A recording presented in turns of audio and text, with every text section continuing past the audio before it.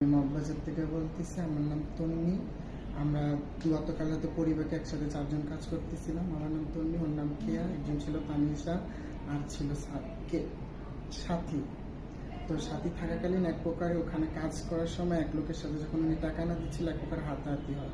এর ভিতরে ওখানে পুলিশ আসে যখন পুলিশ আমাকে একটা বাড়ি দেয়, তখন আমি রোড পার হতে নেই। রোড পার হওয়ার আগেই সাথী রোড পার হয়ে যায়, কিন্তু সাথী সবার আগে পার হয়। তারপর আমরা 3 জন পার হতে নেই, কিন্তু 3 জন পার হওয়ার সময় আমি পার হওয়ার সময় গুড়ি খায় পড়ে যাই। পড়ে যাওয়ার কারণে এক প্রকার পিছন থেকে যখন আদলাটা আসে, আদলাটা এসে স্যারের গায়ে লাগে। আর আমাদের পিছনে ছিল সাথী। আমার মনে হয় সাথী ঢিলটা মারছে, কারণ সাথী আমাদের 3 জনের পিছনে ছিল। যখন এই ঢিলটা লাগে, তারপর আমরা রোড পার হয়ে যখন সিএনজিতে উঠি, সিএনজিতে ওঠার কিছুক্ষণ পর সাথী দৌড় দিয়ে এসে সিএনজিতে উঠা বলে যে রক্ত বের হচ্ছে স্যারের গায়ে। পরিবাগে নাইট করতেছিলাম আমি, তন্নি, কেয়া, সাথী। আমরা যখন কাজ করি রিস্কালার সাথে কাম করার সময়, কাম করার পরে টাকা নিয়ে ঝামেলা।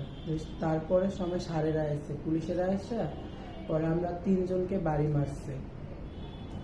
আমাকে, তন্নিকে আর কেয়াকে বাড়ি মারার পরে সাথী আগে রোড পার হয়েছে। পরে আমরা 3 জন ঢিল মারছে যখন, তখন আমরা রোড পার হয়ে চলে গেছি। তখন আমরা সিএনজিতে যখন উঠতে যাইতেছিলাম, তখন সাথী বলতেছে দাঁড়াও, আমাকে নিয়ে যাও।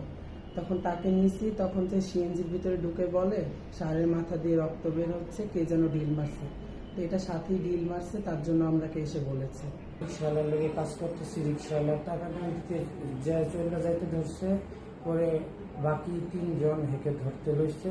পরে পিছন থেকে সারের গাড়ি বের করে ওদেরকে বাড়ি দিচ্ছে, দৌড় দিচ্ছে ওরা।